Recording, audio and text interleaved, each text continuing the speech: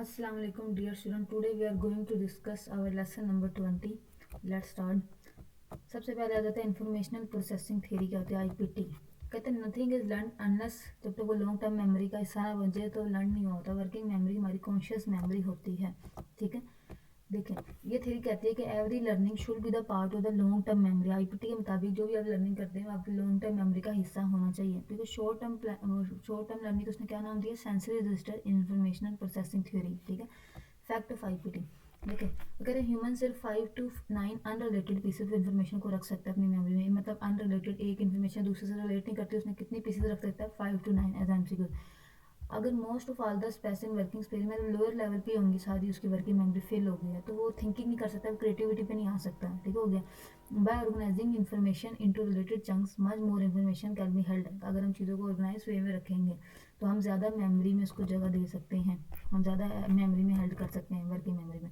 अगर images are much more economical and take less space, हमारी working memory में ये कम स्पेस लेती है आइडियाज़ की निस्बत जो हम वर्ड में एक्सप्रेस करते हैं। तो ये आपका एमसीक्यू भी है कि वो कौन सी चीज़ है जो आपकी कम स्पेस लेती है मेमोरी में, वर्किंग मेमोरी में, वो है इमेजेस। और बेहतर भी होता है क्योंकि इमेजेस इज अ वर्थ है, picture is a worth of 1000 words. ठीक हो गया, आपने सुना हुआ है, पिक्चर से आपने ज़्यादा समझ आते हैं। ठीक है, teacher need to use wear tools for open instruction to ensure learning increase in the space of working memory. अब आप वर्किंग मेमोरी को इंक्रीज कैसे कर सकते हैं? वो कहते हैं आप एलेबोरेशन की मदद से वर्किंग मेमोरी को इंक्रीज कर सकते हैं। एलेबोरेशन जो है रिहर्सल की एक फॉर्म होती है। यहाँ पे चीज़ लिखी है मेंटेनेंस रिहर्सल। तो कह रहे हैं ये अलाउ करती है कि इन्फॉर्मेशन आप रख तो लें लेकिन जब आपको ज़रूरत होगी तब तक ही होगी बस। मतलब लॉन्ग टर्म के लिए ये काफ़ी नहीं है जो मेंटेनेंस रिहर्सल होती है।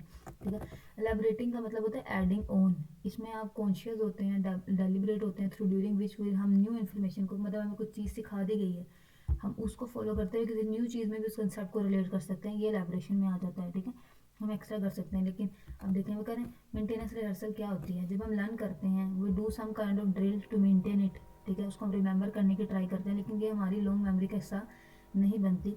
क्योंकि when we put something in a working memory through maintenance rehearsal it will last till the time it needs. मतलब वो तब तक ही रहती है जब तक हमें ज़रूरत होती है, उसके बाद वो नहीं रहती जहन में। जो मेंटेनेंस रिहर्सल होती है रिमेंबर करने की, जो हम ट्राई करते हैं।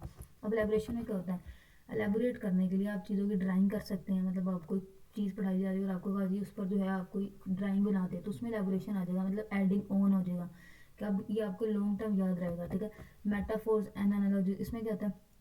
टीचर ने आपको कंसेप्ट पढ़ा दिया, वो कह रहा है कि आप इसके अकॉर्डिंग मेटाफोर ढूंढें। मतलब उन्होंने आपको सेल के बारे में पढ़ाया, अब आपको समझ आ गया कि सेल एज अ फुटबॉल होती है, न्यूक्लियस रेफरी के तौर पे होता है, तो आप उसको न्यू नॉलेज में all the knowledge in working memory will become the part of the long memory through elaboration. Elaboration के जरिए वो लॉन्ग मेमोरी का हिस्सा बन सकते हैं, लॉन्ग टर्म रह सकती है, लेकिन मेंटेनेंस रिहर्सल की तरह को यूज़ करते हुए नहीं होता क्योंकि उसमें नहीं रहती। ठीक हो गया।